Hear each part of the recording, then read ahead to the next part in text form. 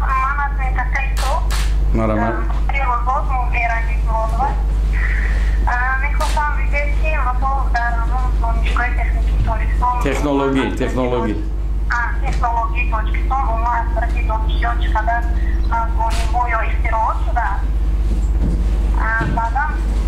اختراعات یا افغانی دانشجو یکان دانشجو آیا مثلا خودگی خلق یا مثلا در صناعت جاری شد یا در حالت استفاده قرار داده یا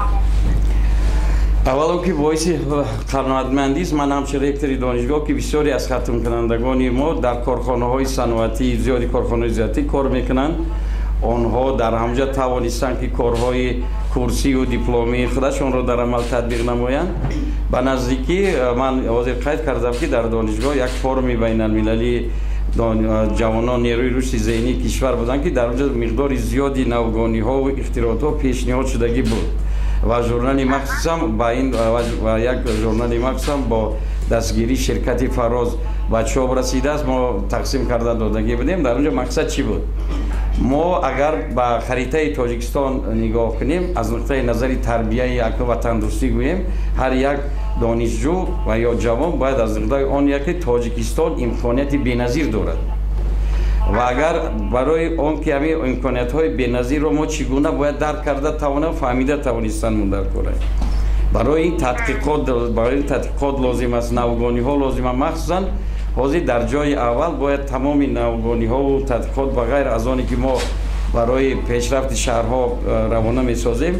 ما سالی آینده اعلان نمودیم که بگذار جلب نیروی ذهنی و ایجادی دانشجویان برای رشد محل یعنی دهات هر چقدر که دهات ما آباد شود همین قدر ما قدم های پیشرفت از رقابت پذیری دولت و رقابت پذیری مملکت و از همه مهمش از رقابت پذیری مملکت و رقابت پذیری ملت حاضر گپ درباره در جهان مفهومی نو است تا چی اندازه ملت رقابت پذیر است همون نوگانی هایی که شما گفته ایستاده همون جزءهای ترکیبی رقابت پذیری ملت رو میفهمونن هستن باور میکنید که اگر من خودم در سال 1979 لاوریت المپیاد عمومی اتفاق در شهر مسکو بودم از شهر از فیزیکا در فیزیک همون دوره جهانی همون لانه‌ای را که گذاشته بودیم همون در من همون یک تا حاضر در حیث رکتر هر بار میخوام که دانشجو در المپیاد اشتراک کند یک نوگانی داشته باشد یک وجود ایجادکار داشته باشد دائم ذوقمند باشد باید فقط ذوقمند گردانی و خود را موفقیت راه مقصد گذاشتن رو باید یاد گیرن بشه. عجایبی کار از اون است که همین یک جای کار هست پیشنهاد هست لیکن همین دانشجو اکثریت دانشجو ختم کننده او فکر میکند که از لحظه اول وای باید در کاری را شروع کند که وای یک مبلغ زیادی و معاش داشته باشد و یک کار داشته بعد مستقلیت بعد پدر و مادرم باید در همون قانون جمهوری تاجیکستان درباره مسئولیت پدر و مادر در تعلیم و تربیت فرزند خیلی من که عضو مجلس ملی هستم منم خیلی یک باور کنید در فکرم آمد که خیلی آیسته در اونجا بعضی تغییرات و علاوه ها در آورده شده در اونجا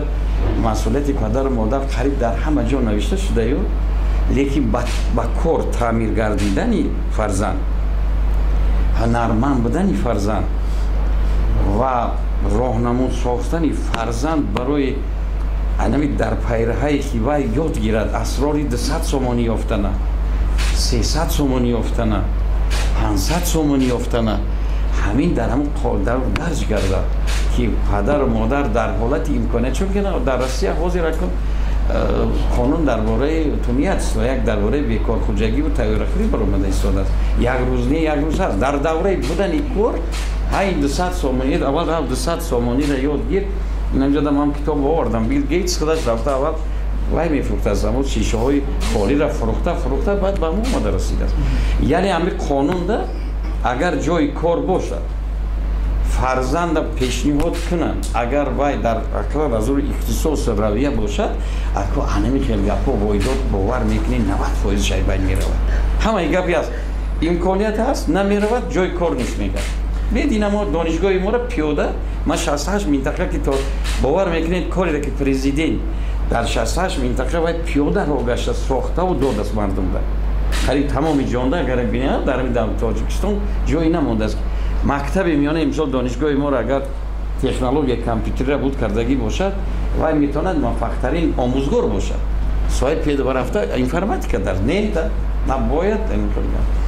ما پسیخولوژی را که شما تنهایید کار را خودتان تنها میابید روید یا به جستجو کنید. اگر از لحظه همین پسیخولوژی را در و دانشجو جان نکنیم اگر با 10 سال پس دیگه میگه جای کار نداره. استاد محترم یک چیز میگم من علاقه سال دوم است که همین مرکزی تستی تشکیل شده است و شما دانشجوها را از سال همون نتیجه که در مرکز تستی پیشنهاد میکنه قبول میکنه. آیا خودی همین دانشگاه مستقلانه چی کرده میتونه؟ دانشجو قبول کرده میتونه؟ ما از کو و باز این دختر سوال داده است گفت است که عزیز اگر که و یا کالج لیسه کالج رو اگر 3 سال خونده حاصل کردگی باشد نکم ما میتونیم از کورسی دو قبول کنیم. یک ما میتوانیم که ما هر سال تقریبا 100 نفر دانشجو را رایگان از حساب بودجه روسیه با 25 تعلیمگاه عالی روان میکنیم. ما خودمون میگی در مکتب ما در وای کردن نمیتونیم یا از کورسی دو گرفته میتونیم برای دوام دادن تحصیل یا مرحمت ما امسال هر سال از دانشگاه تکنولوژی تنها در 27 تعلیمگاه عالی روسیه 1300 نفر دانشجوی ما میخونن از حساب بودجه روسیه از 58 و انا اختصاص خطی 58 اختصاص همین وابسته به همین بعد از همین پایدار شدن مرکز تستی شما همچون ریکتور همچون نفری که با تعلیم دانشجویان سر کار دارد با جامعه سر کار دارد و چطوری که خودتان اینجا ما میدانستیم لیکن با شما یک بار یادداشت کردید روز مجلس ملی هم هستید همین پایدار شدن مرکز تستی به ابروی اعتبار معلم مکتب ولی ریکتور تاثیر نرساند یعنی آنها بیشتر مستقلانه که خودشون قبول میکردن ابرویشون در جامعه بود بلندتر بود ولی بعد مرکز تستی ما میتونم که اندکی نه من باشم که اگر از نقطه نظری ریکتوری دانشگاه تکنولوژی با دارنده جایزه پرزیدنتی جمهوری در سایه معرف باور میکنید که این یک فضای بسیار خوب شد. این من همچون ریکتور وقتی که همین نزدیک میشد همین وقتی قبولی داوطلبان پیش از همه با دانشگاه داوطلب نه و اکثریت موارد پدر و مادران اونا که این فرزند ما چی میشده باشه یعنی اگر در نهاد کودک در مفکوره کودک مستقلیت میشود پیدا شده میشود یعنی وای میداند که اگر خودش موفقیت رو به دست نیارد هیچ کس او را یاردم نمیتید این تغییرات کلی مفکوروی هم میلاد میشود این بهترین کار شده است. بعد از نقطه نظر همین معیارهای اخلاقی ریکتور حاضر باور که من خودم از زیادتر آزادی میکنم نظر به او دورهایی که بود یعنی معیاری اخلاقی برای آموزگار که در حقیقت باید همون آنچه که پندی ابد زنده ای اگر ابوعبدالله رودکی را همچون آموزگار حس کند اگر برای وای معیاری اخلاقی وای هم گویا که آزاد شده این فضای رقابت عقلها شد رقابت عقلهای هم دانشجو هم آموزگار. در تاجیکستان دانشگاه بسیار هست لیکن جوانان بعد تمام کردن دانشگاه جای کار نیافته بر روسیه مردمکاری میروند. شما سبب همین را در چی میبینید؟ خواهر عزیز نه تنها در تاجیکستان در 296 دولت جهان خیلی یگان مدلی وجود ندارد که همه شخص همه آدما جای کار یابند. حتی در دولت‌های ابرقدرت 10-12% بیکاران وجود دارد. شما با همین راضی هستید؟ دویم ما همگی شده 25 سال میشیم تاجیکستان عزیز اگر یک هست در لحظه هایی که البته اون دولت هایی که همین قدر سالها و پیشرفت رفتن تکنیک تکنولوژی یگان کمبودی در یگان ساحه ندارن لیکن من میخواهم که شما سبب یا که من در این ساحه کارهای تحقیقاتی و علمی بردگیم و با دیگران هم رسانیم اکنون در عصر 21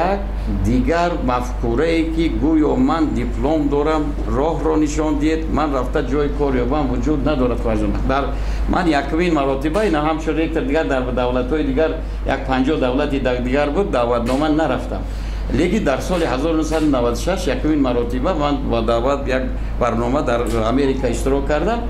باور میکنم برای من تا حاضر همین مثال عجایب است که دانشجو اوجا والانتیور میگن دانشجو بی پول بی یگان معاش میتونه سالها در شرکتی رفته کار کند که همون شرکت او را باور کند حتی اگر لازم شود وای میتواند از بحر 1 سال گذرده گوید که همین 1 سال همین کار شرکت اجرا کنم که در آینده شرکت مرا به کار قبول کند. همین لحظه همین باید مسئله به جای کار تامین کردن دانشجو همین روز فرض کنید دانشگاه تکنولوژی را اولا که این برای اون بگذار یک لحظه نو طلایی نو یعنی که آشان گرمی گذاری در بلندی ها گذاری انمو میرزا ترسونزاده را دیده کن قله های نوی دیگرش خودش رود گوید که من متخصص صاحب بانکداری میروم اقلا در یک ماه یک بار در پیش همون سیستم بانکداری بیند که کدام دانش ملکه را دانشتنش در کار که وای آباده به جای کار تامین گردد.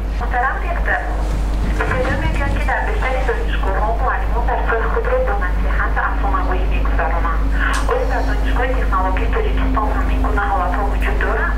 اگر این حالت جای داشته باشد نسبت شما با این گونه استادان چگونه است؟ دانشگاه تکنولوژی تاجیکستان با فهرست 200 تعلیمگاه‌های عالی بهترین اتحاد دولت‌های مستقل شامل گشته است. البته در بین دانشجویان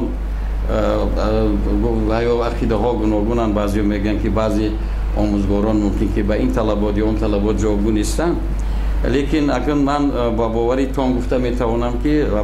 از زیاده از 100 مراتب 100 حالت های